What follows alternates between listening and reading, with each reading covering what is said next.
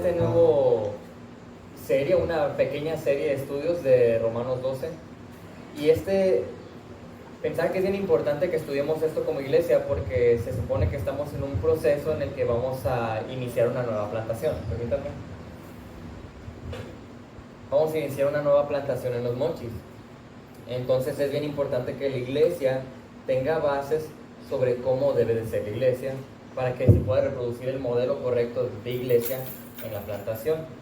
Y en este caso consideré correcto entonces entender y estudiar cuál es la vida de la iglesia.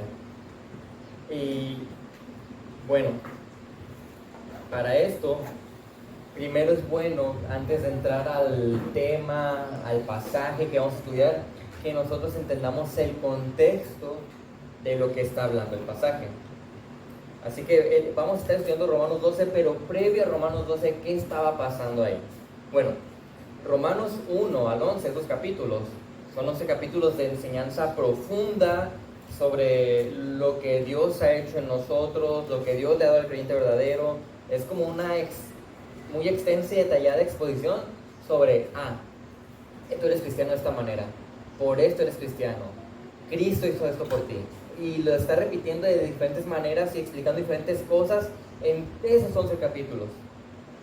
Y podemos decir incluso que esos 11 capítulos están llenos de indicativos. ¿Qué es un indicativo?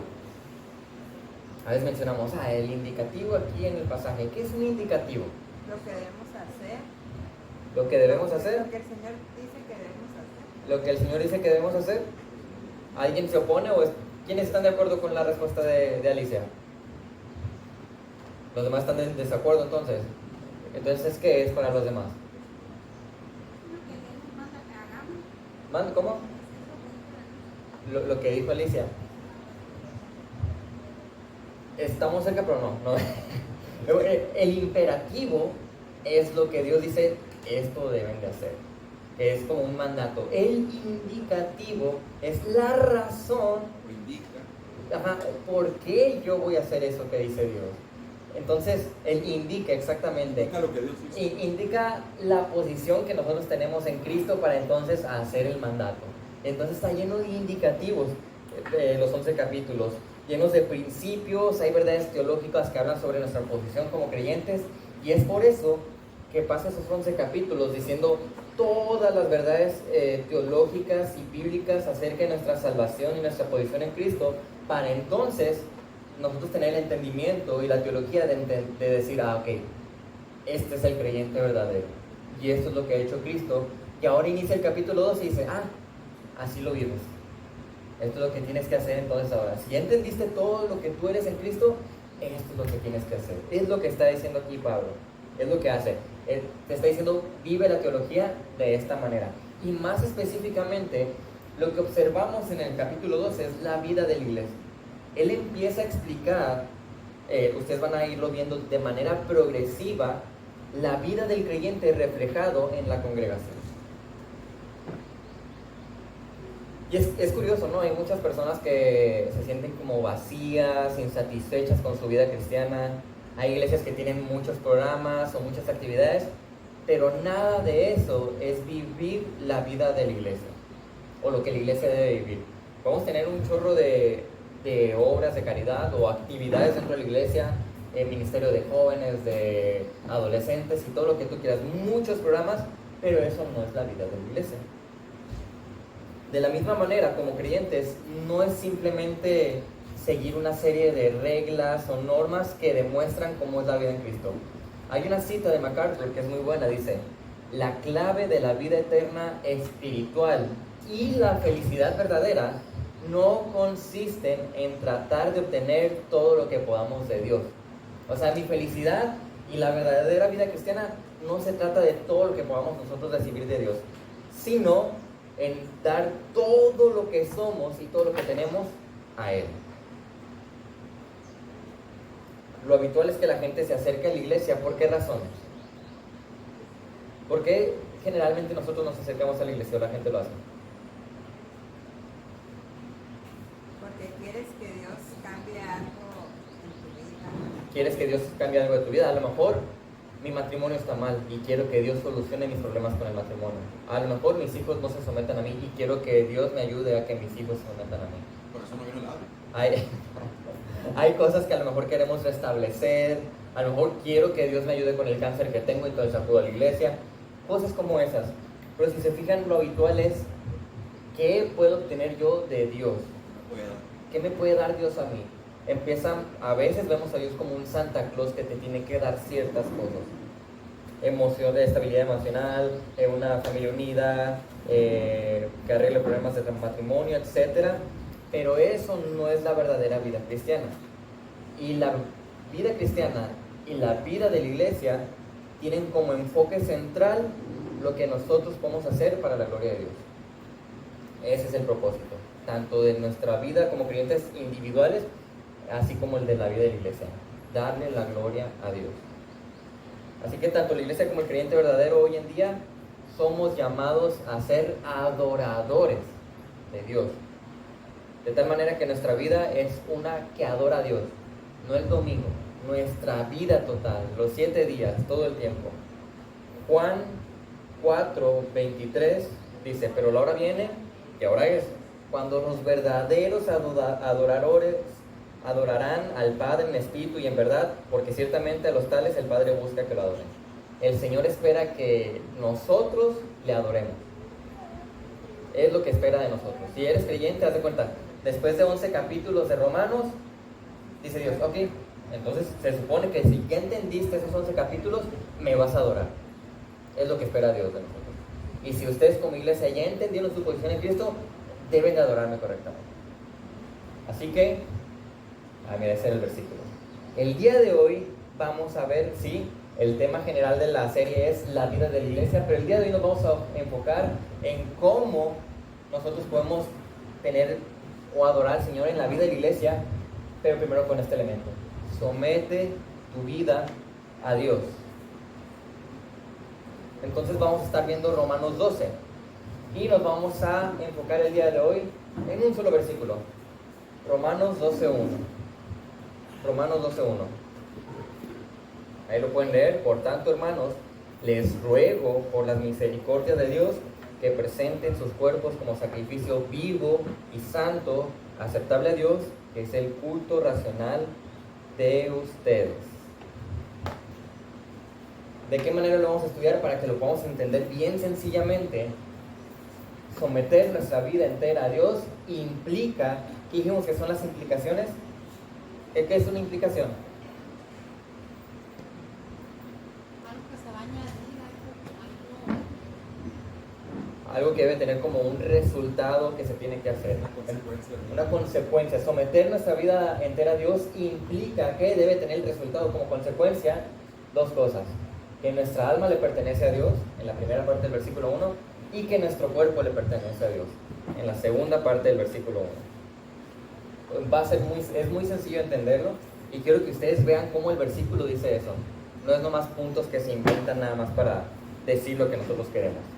Así que el primer punto: nuestra alma le pertenece a Dios. Romanos 12:1. Por tanto, hermanos, les ruego por las misericordias de Dios. ¿Dónde está el punto ahí? ¿Dónde dice que mi alma le pertenece a Dios? Bueno, el versículo comienza con las palabras por tanto, y esa es la clave. ¿Qué nos indica el por tanto? Si alguien ha estudiado un poquito hermenéutica, ¿qué significa por tanto? Pues es la continuación. Exactamente. Puesto que ustedes ya escucharon y entendieron los otros 11 capítulos, está lleno de teología sobre tu posición en Cristo, entonces te voy a decir esto, es lo que está diciendo aquí Pablo. Entonces, por tanto, hermanos, ¿a quiénes está dirigiéndose? A los creyentes, a la iglesia. Al creyente verdadero. O sea que esto no es para las personas que no son creyentes. Aquí está hablando a la iglesia. Por eso hablábamos que Romanos 12 habla de la vida de la iglesia. Está hablando a la congregación. Hermanos es las personas a quienes va dirigido el texto, o sea, este grupo de personas que son creyentes. Y esto es una base bien importante, porque de aquí nosotros obtenemos que nuestra alma le pertenece a Dios. De aquí podemos obtener este punto. ¿Por qué? Porque el contexto está lleno de indicativos que dicen, Cristo hizo esto por ti, Cristo hizo esto otro por ti, y ahora eres adoptado, y eres hijo del Señor, y Él es el rey, y tú eres su esclavo, y lo debes de adorar, y ya no hay condenación para los que están en Cristo. Entonces está lleno de cosas acerca de tu alma. Todo el tiempo, desde el capítulo 1 al 11, Pablo está enfatizando tu posición ahora como creyente. Y enfatiza que es a los creyentes, por lo tanto, hay una relación con nuestra alma. Y le dice, les ruego. Por tanto, hermanos, les ruego. ¿Qué es les ruego? ¿Cómo suena esta palabra, les ruego? Exactamente, precisamente es eso. Les ruego es, les exhorto, les amonesto o les animo. Es lo que les está diciendo. De tal manera que el mensaje que va a dar no es un cumplimiento opcional.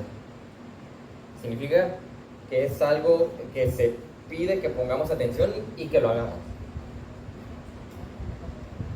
El mandato solamente puede ser obedecido por ¿quiénes? Entonces,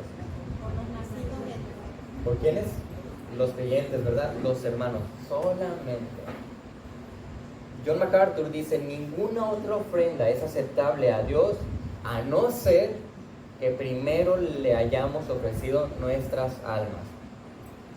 Y aunque entiendas en el contexto correcto, yo le ofrezco mi alma a Dios una vez que soy creyente. Por ejemplo, ¿en qué momento le ofrecí mi alma a Dios? En el punto de la conversión. A veces es difícil entender la conversión, pero es sencillito. Son 3 tiempos. ¿Cuáles son estos tiempos para entender la salvación? El primero es pasado y a veces unos lo llaman preconversión, conversión y posconversión. La preconversión es cuando fuimos elegidos, fuimos justificados en el pasado, ¿ok? No hubo nada que nosotros hiciéramos ahí. El Señor hizo toda esa obra de la salvación. El día de hoy, ¿qué es lo que hace Dios?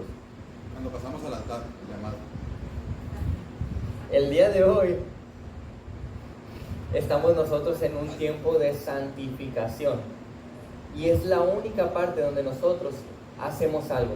Digamos que es la santificación y la perseverancia. Es lo único.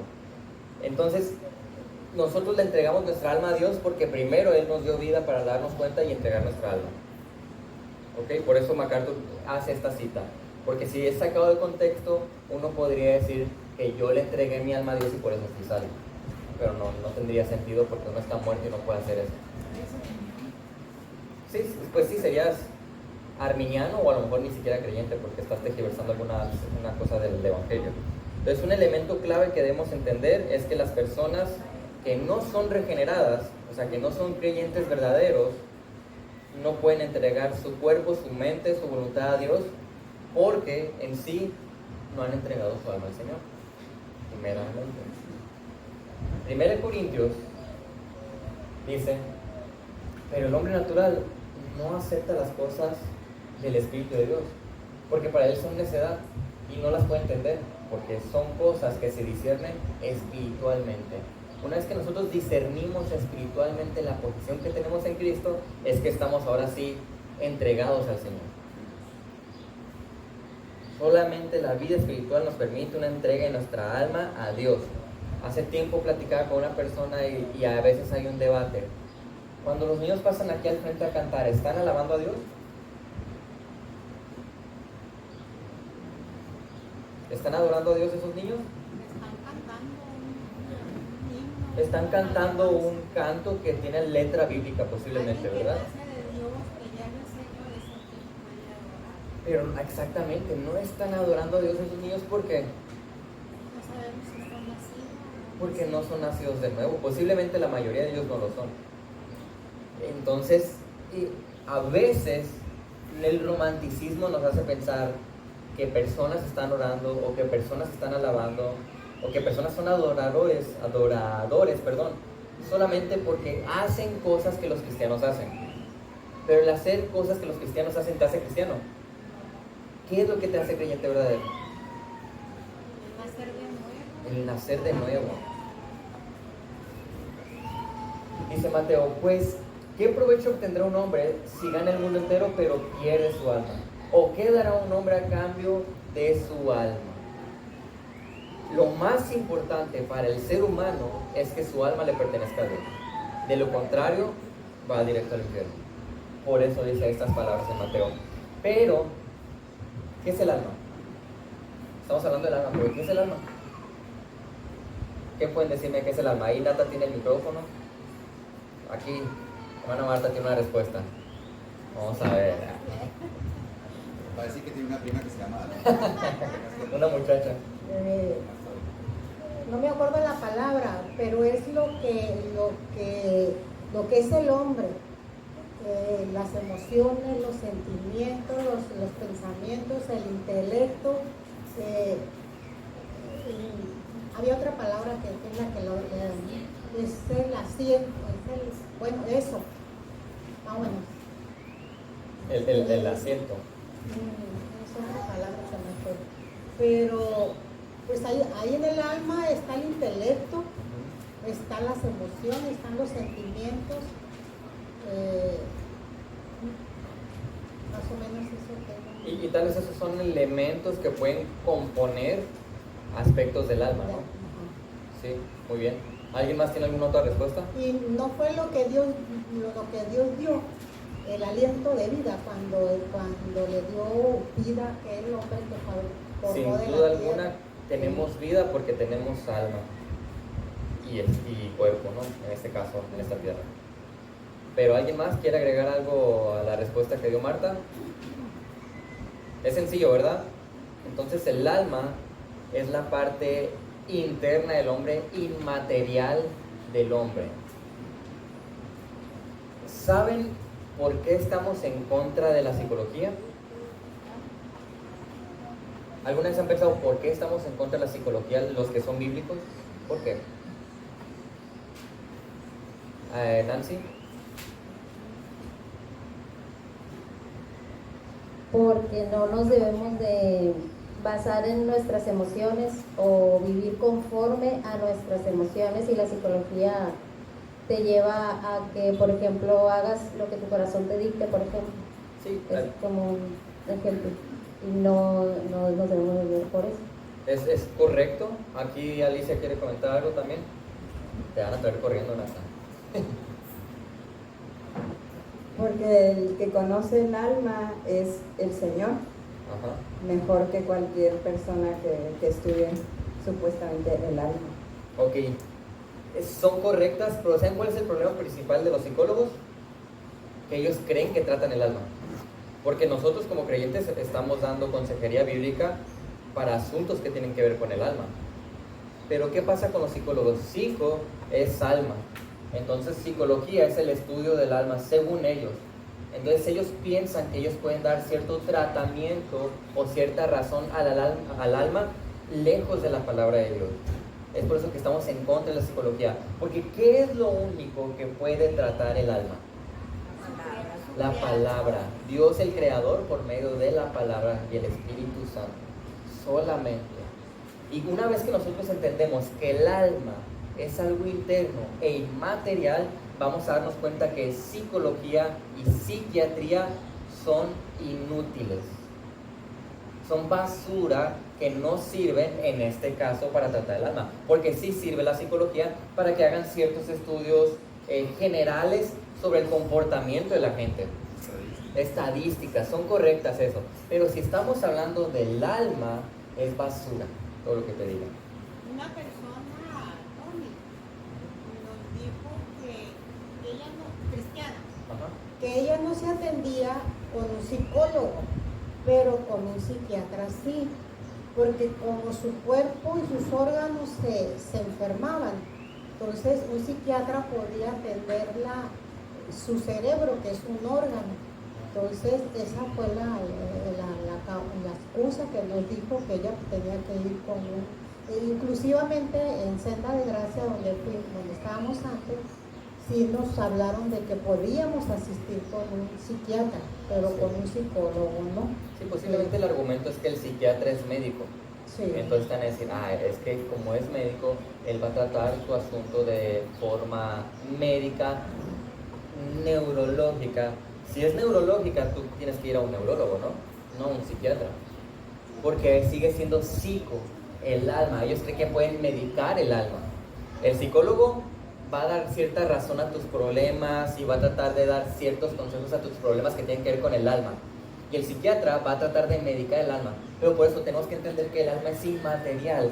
¿Qué medicina le puedes dar a algo inmaterial? Nosotros tratamos con medicina nuestro cuerpo, porque es algo tangible que se puede tratar de cierta manera, pero el alma no. Por eso eliminamos completamente psicología y psiquiatría. Gracias por el comentario para aclarar eso. Así que no vale en absoluto, no tiene ninguna relevancia espiritual, nada, hasta que el alma de un hombre le pertenezca a Dios. Si no, es una vida sin propósito. Un alma que no pertenece a Dios es una vida sin propósito. Porque ¿cuál es el propósito del alma que pertenece a Dios? Lo dijimos al principio. ¿Cuál? Glorificar a Dios. Vas a hablar de tripartito y bipartito. Lo voy a mencionar al final, pero bueno, ¿cuáles son los dos puntos que vamos a ver hoy? Nuestra alma le pertenece a quién, y qué otra cosa, el cuerpo le pertenece a Dios. No estamos diciendo mi alma, espíritu y cuerpo le pertenecen a Dios, ¿verdad? Porque hay una mala interpretación por parte de muchas iglesias que piensan que nosotros estamos conformados por tres partes: alma, cuerpo y espíritu. Pero no, por eso les hablo ahorita, somos parte inmaterial y parte material. Somos bipartitos, o nosotros creemos la dicotomía, se le puede decir también teológicamente. Sí, es importante esa posición, no nada más es una cuestión teológica, no. Esa posición viene de los pentecostales, ¿no? O arminianos, ese es el problema. Y un que otro reformado que viene de los pentecostales. El problema de los tripartitas es que ellos sí pueden apoyar la psicología porque su explicación es, bueno, el físico lo atiende el médico, el alma el psicólogo y el espíritu la palabra. Con eso se justifican, pero no. Nada más somos bipartitas. Parte inmaterial la atiende Dios y el físico lo atiende la ciencia. ¿Y qué hay de las partes de la Biblia donde dice alma y espíritu? ¿Qué pueden decirnos acerca de eso? ¿Está hablando la Biblia de dos cosas diferentes?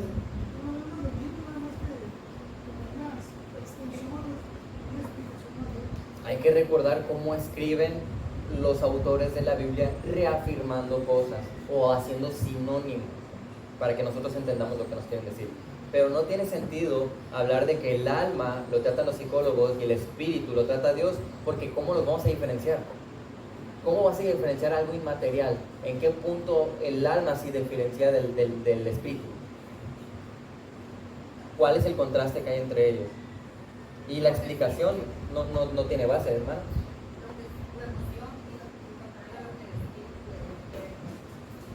Sí, van a tratar de empezar a dividir cosas como voluntad, emoción, sentimientos, entendimiento, intelecto, pero no hay una base para que argumenten que esa es la verdad. Al menos la Biblia nunca te la va a dar. Cuando dice amarás a tu Dios con todo tu corazón, con todo tu ser, con toda tu alma, hablando de esa parte, todo. Sí. Está hablando de la totalidad del ser interior que controla el ser exterior. Así que Romanos 8:8 dice: y los que están en la carne no pueden agradar a Dios. Nadie puede agradar a Dios o puede ser adorador a menos que su alma le pertenezca a Dios. Sin importar qué tan grande sea el sentimiento personal, la entrega, la fidelidad, la sinceridad en que se hace adoración, una ofrenda, una alabanza, no agrada a Dios cuando el alma de la persona no le pertenece.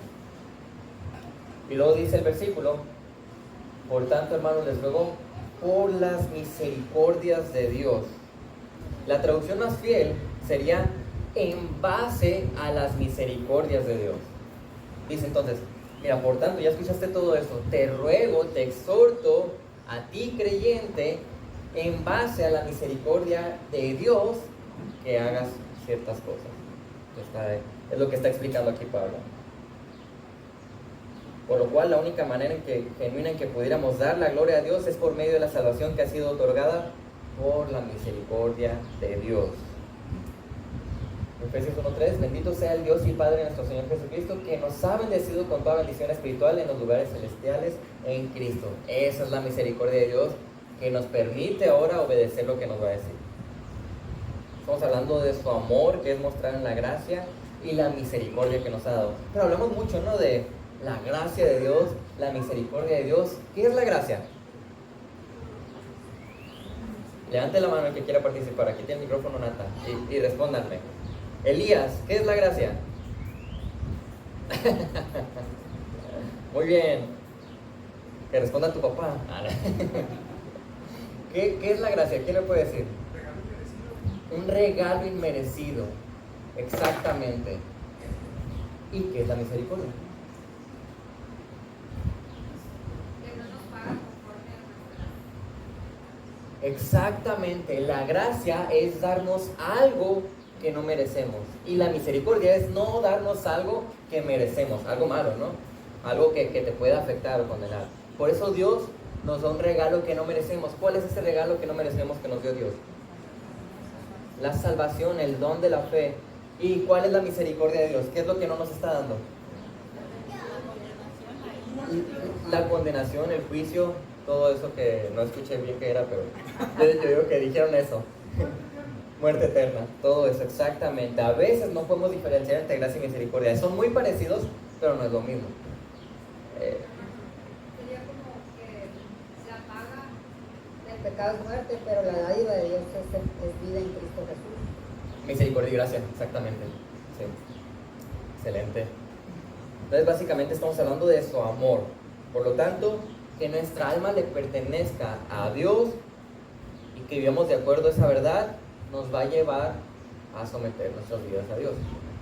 Siempre y cuando vivamos la verdad que implica el que mi alma le pertenezca a Dios. Esa va a ser una vida que se somete a Dios. Por lo tanto, o bueno, ¿en qué manera se relaciona este aspecto con la vida de la iglesia? ¿Qué relación tiene que nuestra alma le pertenezca a Dios con la vida de la iglesia? Porque el alma va a anhelar las cosas espirituales. El alma va a anhelar las cosas espirituales. ¿Quiénes deben de conformar la iglesia? Los creyentes verdaderos, aquellos que su alma le pertenece a Dios. O sea que la iglesia debe estar preocupada y trabajando para que la membresía, o sea, debe tener una membresía, para que la membresía de la iglesia esté conformada por creyentes verdaderos. Y estar analizando que los que son miembros de verdad son creyentes verdaderos. Porque de repente se puede escapar uno que otro, ¿verdad? Hay cabritos por ahí que están metidos entre el rebaño. Sí, ándale. Traen ahí como una lanita, pero son cabritos. Entonces tenemos que estar preocupados por cuidar la integridad del cuerpo de Cristo, en que sea conformado por creyentes verdaderos, no porque nosotros queremos así, sino porque Dios dice que debe ser así. El grupo de personas regeneradas que han sido salvadas y por lo tanto que su alma le pertenece a Dios son las que deben de ser miembros de la congregación. Y claramente nuestro análisis debe ser primero no ver o buscar a los cabritos. Primero analiza que tú no seas un cabrito. Sí, porque como lo hemos dicho muchas veces, la religiosidad es tan engañosa que yo puedo creer que soy parte del rebaño, pero no lo soy. Entonces pregúntate, ¿soy yo un creyente verdadero y vivo a la luz de esa verdad? ¿Cómo sé que soy creyente verdadero? ¿Cómo sé que soy creyente verdadero? El Espíritu da testimonio. El Espíritu da testimonio. ¿De qué manera da el Espíritu testimonio de que alguien es creyente? ¿Cómo? Por los frutos. ¿Y cómo se ven los frutos? ¿Dónde los veo? Tu caminar, ¿verdad? En tu caminar. Entonces, ¿cómo debe ser tu caminar para que se evidencien los frutos de que eres creyente verdadero? En santidad. ¿Pero qué es en santidad?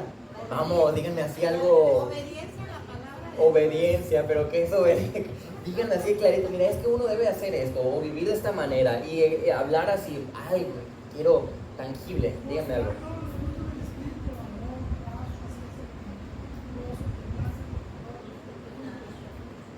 estar trabajando en desarrollar todos esos frutos, ¿verdad? En tu vida diaria. Porque ninguno de nosotros en su totalidad vivimos a la luz de esos frutos de manera perfecta. Pero sí vemos ese detalle, ¿no? Son personas que están creciendo en desarrollar el fruto del Espíritu Santo. Y poco a poco, a lo mejor el amargadito está dejando de ser tan amargado y está desarrollando algo gozo, ¿no? Puede ser. Aquel que rápido pierde el control y es bien iracundo, cada vez lo vemos que se enoja menos. Pero hay cambios en la vida espiritual mostrados en esos frutos de tu actitud, conducta y vida entregada al Señor. Pero siempre el punto es, esa persona cambia no moralmente, cambia porque es cada vez más un adorador de Dios. Si nada más vemos un cambio de moralidad que no se ve reflejado en que adora más a Dios dentro de la congregación, a lo mejor no. A lo mejor es esta religiosidad que te hace aparentar que eres creyente. Y lo segundo es observar a los demás, porque como parte del cuerpo de Cristo, ¿cuál es uno de los detalles bien importantes de la membresía hablando del compromiso?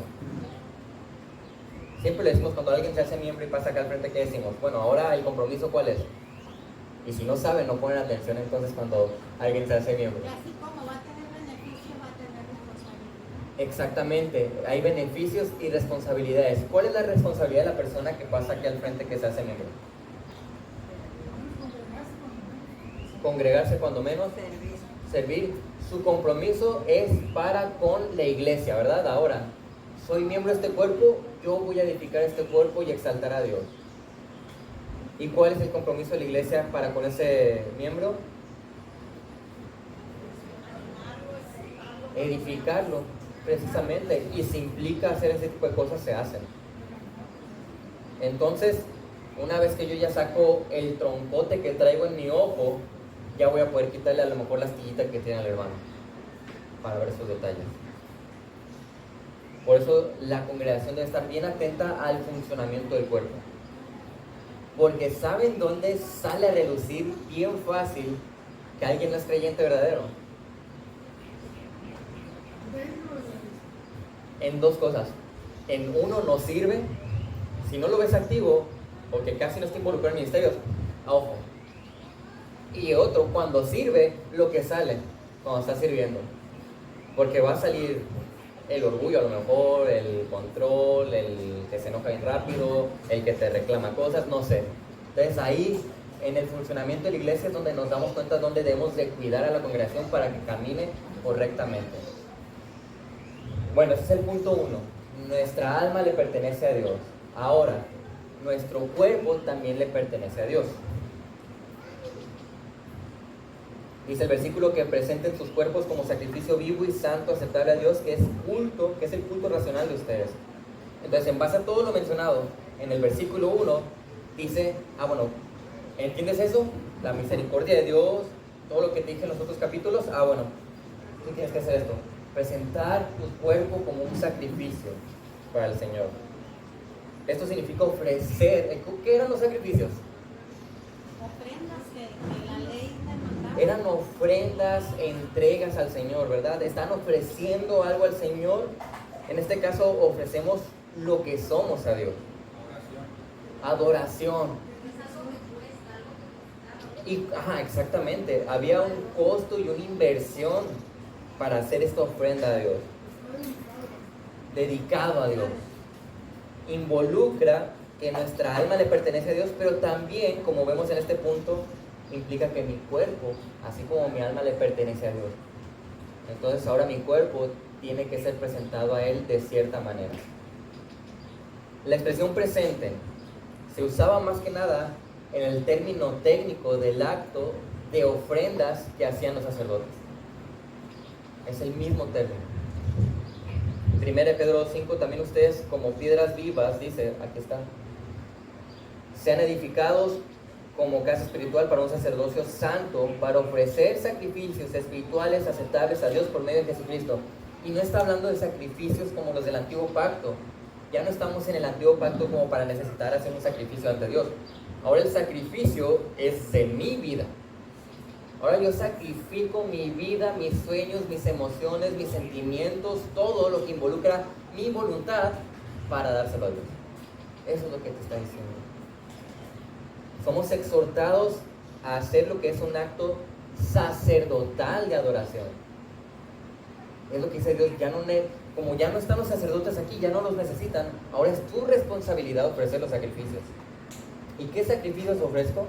El sacrificio de mis finanzas, a lo mejor, de mi tiempo, de mi esfuerzo, de mi vida.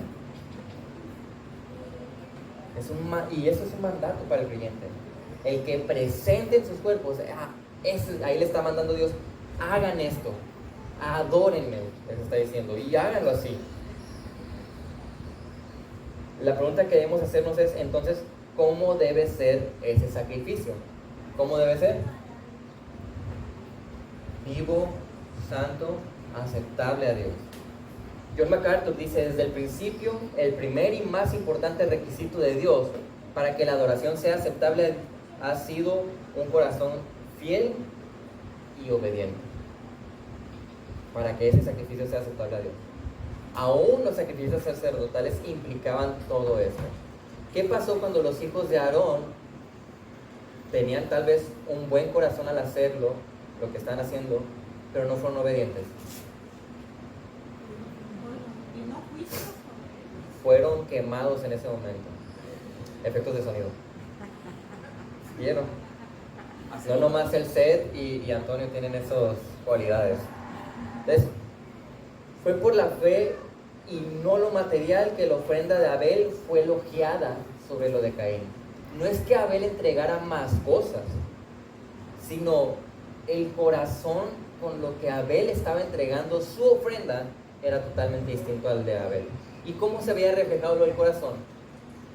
En lo cuidadoso que fue Abel para entregar su ofrenda y lo descuidado que fue Caín al entregar su ofrenda. Tu corazón va a ser reflejado en cómo entregas tú tu servicio al Señor dentro de la congregación y fuera de ella.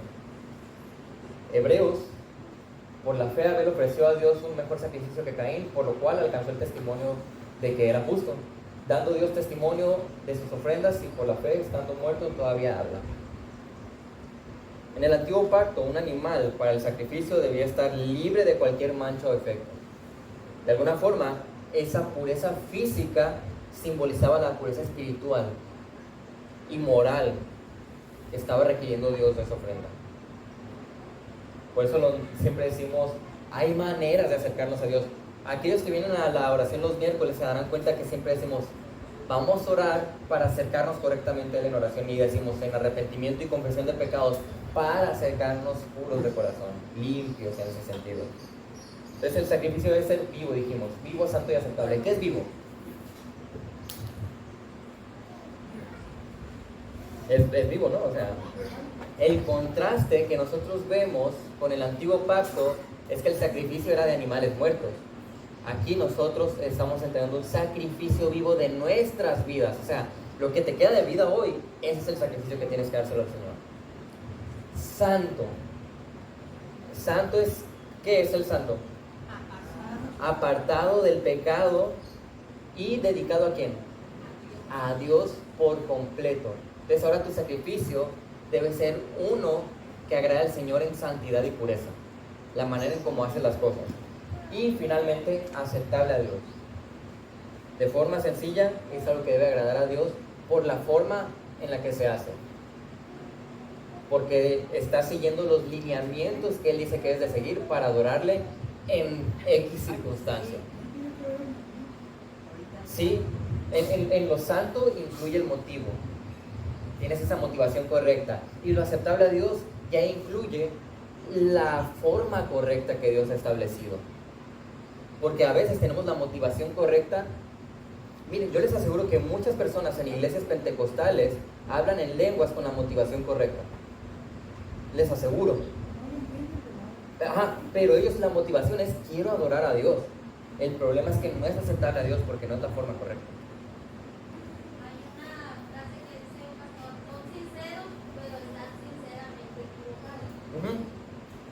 Son sinceros, sinceramente equivocados, es correcto, ¿sí? Y ya que está equivocado, ya no es una ofrenda para el Señor, ya no es adoración. ¿Y qué es el culto racional? Dice, ¿qué es el culto racional de ustedes? Bueno, ¿por qué se ríen? Se están riendo de... Aquí, ¿qué es racional? ¿Qué es algo racional?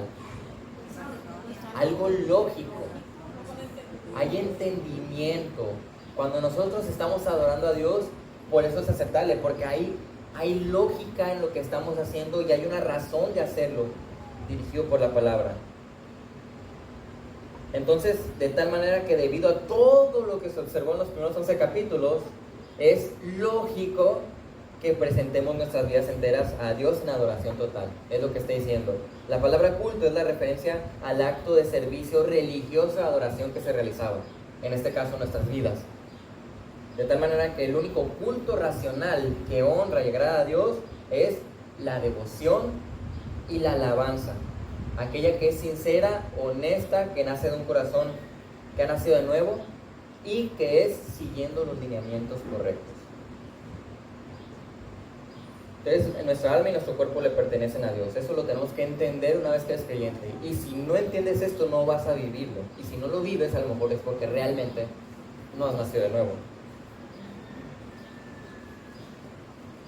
Aquí hay muchas áreas de aplicación en la vida diaria y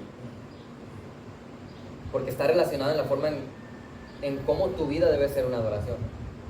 Ya lo primero fue el alma, ahora tu vida, ¿de qué manera? ¿Cómo adoras al Señor? El análisis aquí es: mi vida es una muestra de adoración a Dios. Ponte a pensar, no lo de los domingos o lo de cuando tenemos actividades aquí. Piensa, tu vida en el trabajo, es más, lo que haces en el trabajo, ¿agrada a Dios? La forma en cómo vas al trabajo, ¿agrada a Dios?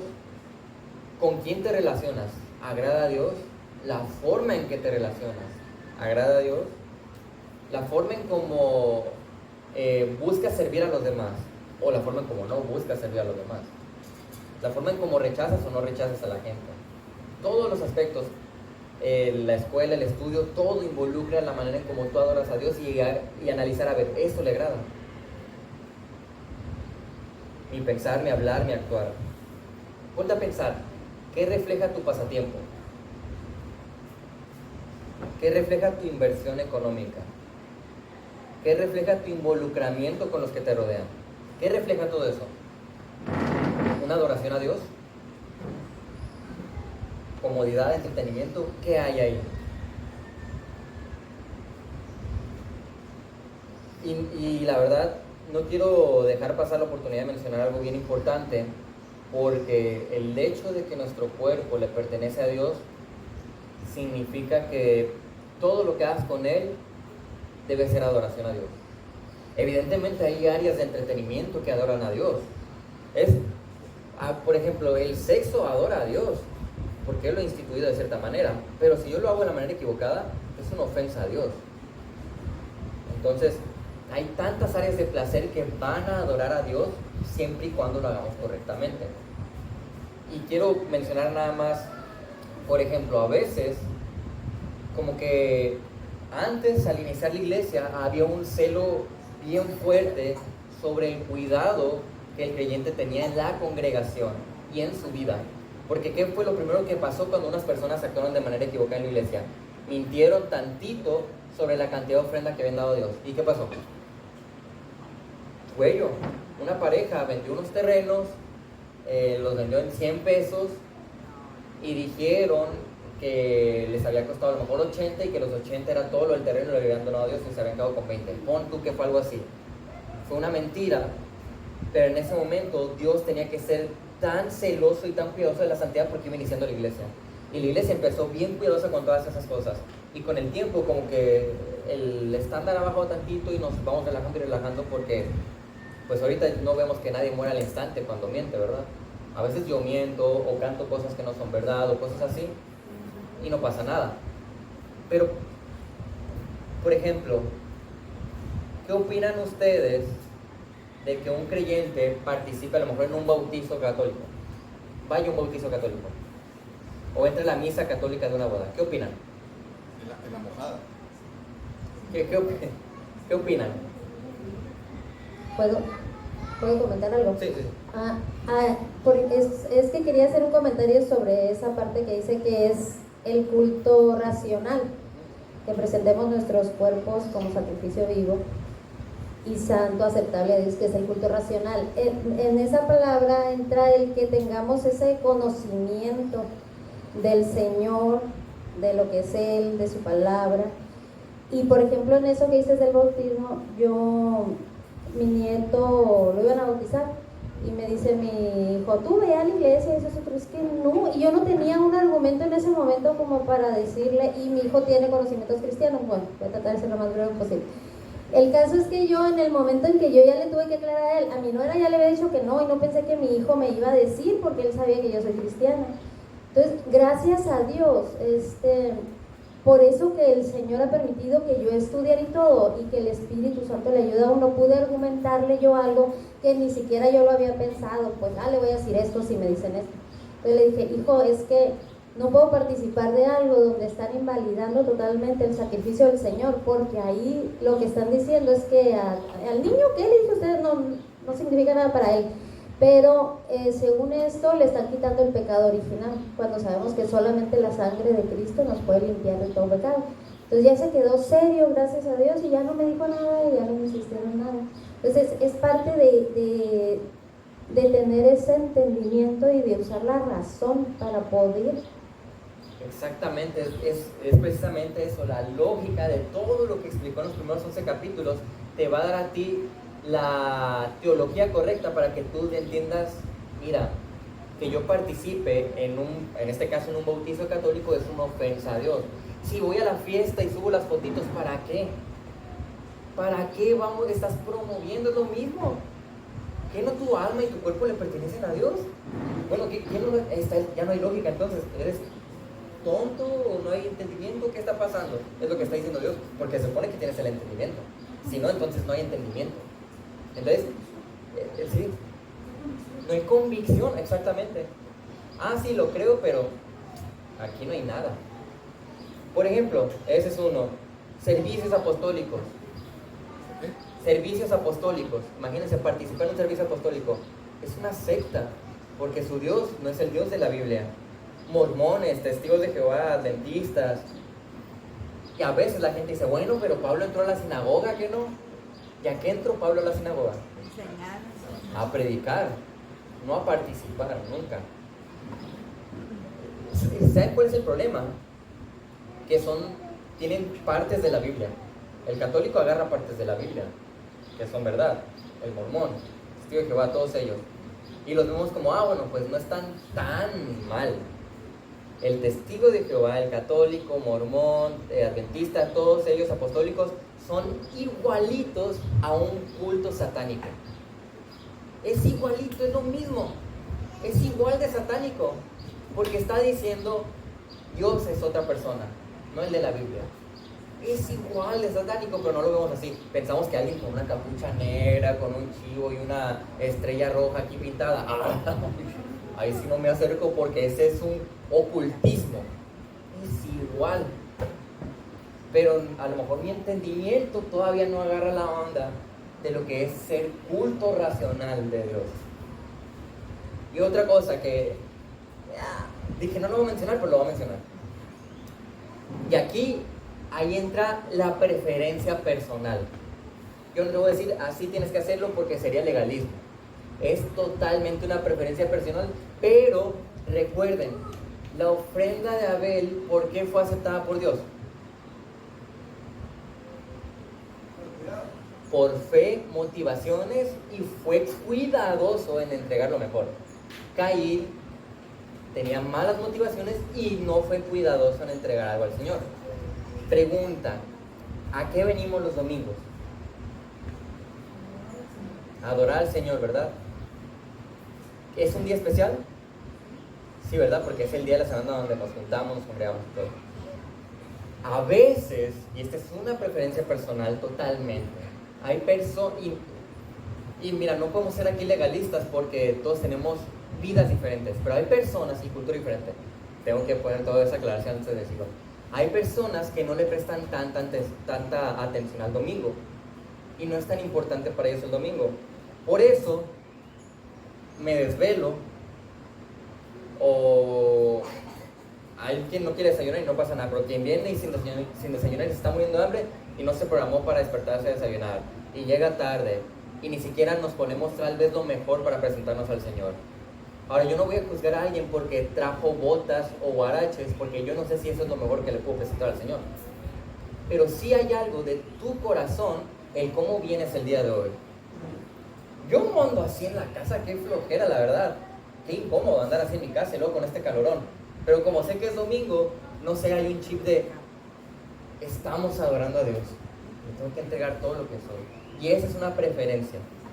Nadie podemos juzgar a las personas por cómo vienen aquí vestidas, pero ponte a pensar qué refleja incluso eso en tu corazón de adoración a Dios. Quería sacar, como dice Manuel, la liebre del corral y decir eso, ya la metemos y continuamos.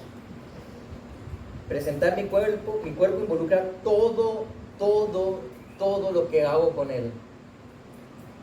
Y en lo que permito que mi cuerpo participe respecto a la adoración.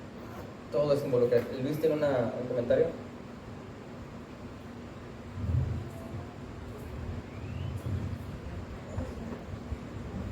Bueno, no está mal el comentario, yo creo que es muy acertado. Y quizá queriendo ampliar un poquito esa parte, a veces desestimamos o minimizamos que es el día del Señor, el domingo.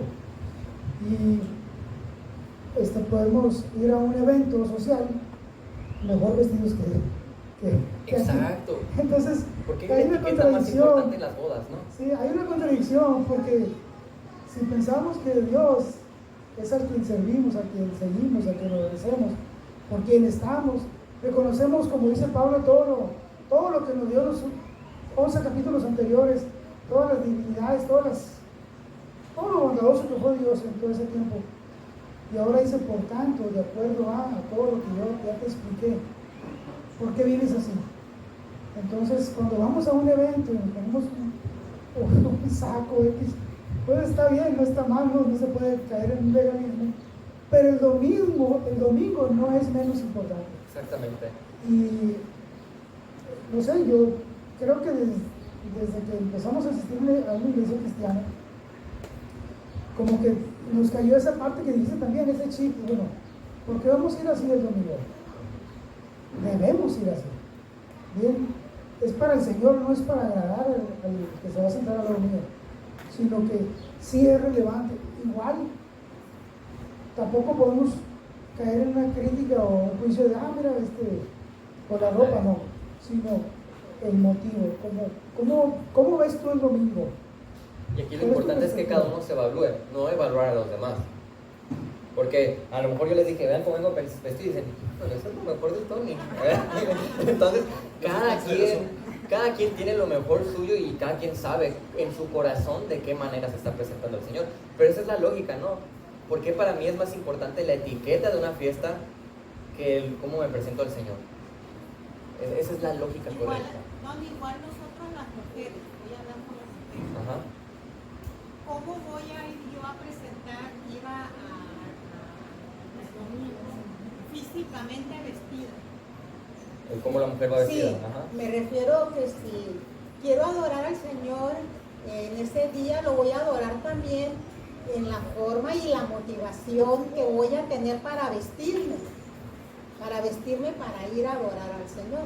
Sí habrá alguna hermana pues que es nueva y madura, ¿verdad? Que pueda vestir de una manera incorrecta. Sí. Pero ya una hermana que ya tiene tiempo, aún va a adorar al Señor antes de venirse, esto me voy a poner, no con la motivación de que mi cuerpo se va a ver mejor o voy a lucir, no, ¿cómo voy a adorar al Señor?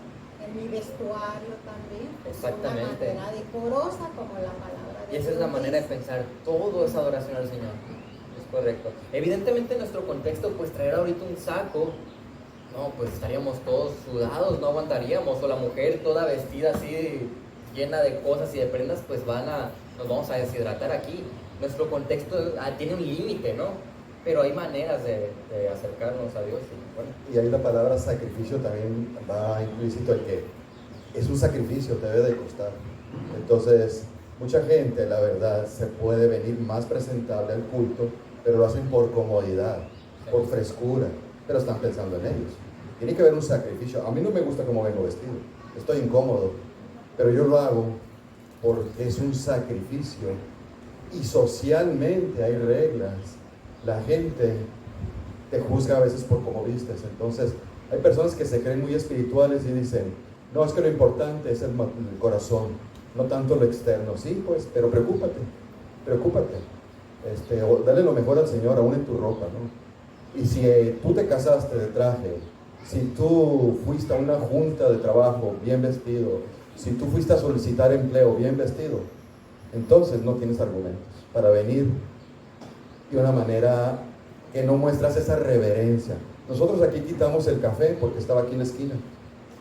Eso no es pecado tener café ahí. Pero ¿qué pasó? En el culto algunas personas se levantaban, tomaban café ahí, distraían y se veía como una irreverencia. Entonces por eso lo pusimos hasta atrás. Entonces muchas veces tu manera de vestir no manifiesta reverencia a Dios. Y no estoy diciendo que es pecaminosa, simplemente no manifiesta reverencia. Sí, por eso es bien importante entender, no pensemos en los demás al mencionar esto. No veamos la ropa de los demás, el aspecto de los demás. El foco es en nosotros. No como egoísta, sino como un espejo. ¿Sí? Que la Biblia es el espejo para que veas cómo estás. Para dar a entender la ilustración. Bueno, entonces somete tu vida a Dios es el tema. ¿Qué tiene que ver eso con la iglesia? Esa parte de entregar mi cuerpo. ¿Qué tiene que ver con la iglesia? Con la vida de la iglesia. El involucramiento físico en devoción y entrega a Dios va a desarrollar el servicio dentro de la iglesia. Cada creyente tiene un llamado o un ministerio. Y este es el de vivir a la luz del Evangelio, de tal manera que estamos involucrados en la exaltación a Dios como adoradores, edificándonos y evangelizando. Entonces, involucra que mi cuerpo debe estar apuntando y enfocado en edificar y proclamar el Evangelio para adorar a Dios. Eso es lo que está diciendo.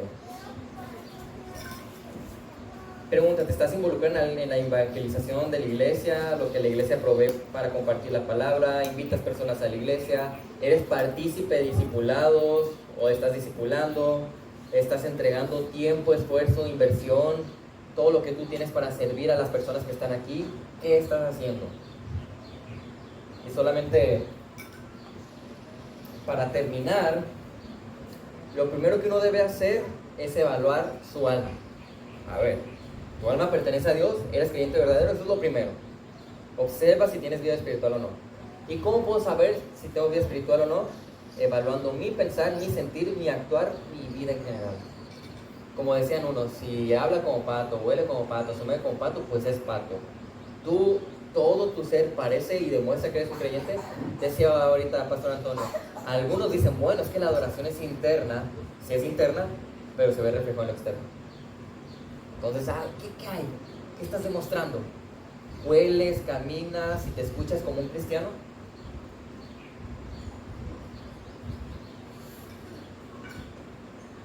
Por ejemplo, aquí en la iglesia, habitualmente, como les dije, está conformada de ovejas y cabritos. Entonces hay personas que no son creyentes y de repente nosotros podemos ver la vida de los demás y decir, ay, dudo de la vida espiritual de tal y tal y tal. Puede pasar. Qué feo que alguien dude de tu salvación. Pero si alguien duda de tu salvación es porque hay algo mal en tu caminar. Y además tenemos que ver qué hay con nuestra mayordomía del cuerpo. Si se supone que somos un sacrificio vivo que debe ser entregado a Dios de manera santa, algo que agrade a Él, entonces hay que ver de qué manera estamos administrando todo lo que involucra nuestro cuerpo. Analizar de qué manera estoy acomodando mis prioridades. En la manera en como yo tenga mis prioridades, es la manera en como yo voy a involucrar mi cuerpo en eso. Entonces, en nivel de prioridad, ¿qué es el number one? El 1. En nivel de prioridad, para el creyente, ¿qué es el número 1? Dios. ¿Qué es el número 2? Dice, tu ministerio más importante es... Sí, tu prójimo. ¿Qué prójimo? Mi esposo. Tu cónyuge. ¿Ok? Se dice cónyuge. Porque ya me regañaban después que dije el cónyuge. Es cónyuge. Bueno. Dios, tu cónyuge, después ¿quién sigue? ¿Cuál es el número 3? Si tienes hijos, tus hijos. Y ojo, es tu familia, y esto no involucra, si ya eres fuera de tu casa con tus papás, no involucra a tus papás, no involucra a tus hermanos, no involucra a tus abuelos, no involucra a tus tíos y mucho menos involucra a tu perro, tu gato, tu perico, lo que tengas. Eso no son tu familia, son tus mascotas. Ok, entonces Dios, tu esposo o esposa, si es acaso que tienes hijos. ¿Y cuál es el número 4? La iglesia. Porque es correcto lo del trabajo. ¿Qué hay del trabajo? Muchos pensé que me iban a preguntar. Bueno, el trabajo gira en torno al 1, 2, 3 y 4. De tal manera que primero analizo, ¿mi trabajo agrada a Dios? Bien. ¿Mi trabajo suple a mi esposa? Bien. ¿Mi trabajo me permite también dedicarme a mis hijos? Bien. ¿Mi trabajo me permite también estar involucrado en la iglesia? Bien. Si no, ese no es el trabajo que debes de tener. A veces dicen, no, el trabajo está antes que la iglesia. No, el trabajo gira en torno a ver cómo empalma con las otras 4. Y ahí entra el trabajo, pues a ver cómo empalma con esas, mis estudios, mis comodidades, mi entretenimiento, todo. Entonces, si tenemos esos niveles de prioridades en el lugar correcto, mi cuerpo va a ser entregado de manera correcta. Es Dios, cónyuge, hijos, iglesia. ¿Por qué? Porque si yo pongo la iglesia antes que mi cónyuge y mi familia, mi trabajo me va a dar chance de estar en la iglesia, pero a lo mejor no con mi familia, o no dedicarle tiempo a mi esposa. Entonces hay un orden que nunca debemos de olvidar, muy importante. ¿Preguntas, comentarios, sugerencias, quejas? ¿Ahí, Luis? Insultos, así no. Está muy bien el orden. Nomás que o sea, el trabajo vamos, influye, como lo mencionaste, ¿no? O afecta o determina en un momento dado. Pero imagínate, lo quiero decir para aclarar, ¿no? Para edificar. Un hermano que no tiene trabajo, pues tiene más tiempo de servir a la iglesia, pero no tiene manera de sostener a la familia. Entonces, yo no demerito esa explicación, está muy buena, pero sí considero que no puedes servir en la iglesia si no tienes un sustento. Por supuesto, no vas a dedicar tiempo a la iglesia si primero no cumples con el 1, 2 y 3, que es glorificar a Dios con mi trabajo por medio de sostener a mi familia. Entonces, evidentemente, estás mal si estás sirviendo mucho, pero estás descuidando el área de tu familia, ya sea con el trabajo, estudios, porque hay personas que los estudios se dedican tanto al estudio teológico que descuidan a su iglesia o a su familia, o hasta su relación con Dios. Dicen que los seminaristas son los que más mal están espiritualmente hablando muchas veces, porque están tan dedicados a estudiar teológicamente que no cuidan su corazón con el Señor. Qué ilógico, ¿no? Pero todo, trabajo, estudio, todo lo que sea, hay que acomodarlo con esas 4 prioridades, que encaje con todo eso. Y si no te permite adecuadamente atender las 4, está mal, cámbialo. Hay que hacer algo, un ajuste. Pero, pues para mí el vivir es Cristo y el morir es ganancia. El vivir es Cristo. ¿A qué nos ha llamado el Señor aquí? ¿A qué hemos sido llamados? Bueno, ¿cuál es el propósito del hombre? Glorificar a Dios. Y alguien que ama a Dios, suple para su familia, pero no tiene tiempo para servicio en la iglesia. ¿Vive eso? Hay algo que tiene que hacer y es difícil. Por eso decíamos que es un sacrificio. Es difícil porque nosotros los hombres tenemos trabajos que consumen mucho de nuestro tiempo. ¿Y qué tiempo vamos a dejar para la iglesia? Exacto, es un sacrificio. Talonéale, ahora sí, búscale cómo hacerle. Mujer también, dije, pero es que estoy atendiendo a todos mis hijos, sí, échale ganas. Por eso es un sacrificio, cuesta, pero tenemos que por hacerlo. eso van de la mano, pues al final de cuentas, no Sí. cosas. Y no se olviden estos 4, sale. Tony, nada más una Aquí, Marta, adelante. En cuanto al servicio, eso, muchas veces andamos disgustadas o cuando hay un llamado al servir en X área y todos, pues el Señor nos ha dado habilidades, ¿verdad? Y talentos para poder servir en cierta área. Pero muchas veces andamos peleando para que el otro lo haga y no lo tengo que hacer yo, sino el otro no está haciendo nada y ¿por qué lo voy a hacer yo? Pero esa no es la motivación que el Señor da para servirle. Yo voy a servirle al Señor con los dones, los talentos, y si en eso hay desgaste, porque el Señor nos llama a desgastarnos en Él, sirviendo aquí, sirviendo en nuestros hogares, en nuestro trabajo, y todo eso conlleva mucho cansancio, conlleva responsabilidad, morir y quitar muchas cosas que no sirven para hacer las que sirven. Así es. Entonces el pleito no es de que aquel lo hace y no lo hago yo. La cuestión es de que el Señor me llama a servir en esto y en eso voy a entregarme. Voy a entregarme con las fuerzas que Él me dé y la gracia que Él me dé. Por eso el tema es somete tu vida a Dios. Una vez que la sometes, vives eso, precisamente. Quien no somete su vida a Dios no puede vivirlo en los dos aspectos de alma y cuerpo. Bueno, vamos a orar para terminar.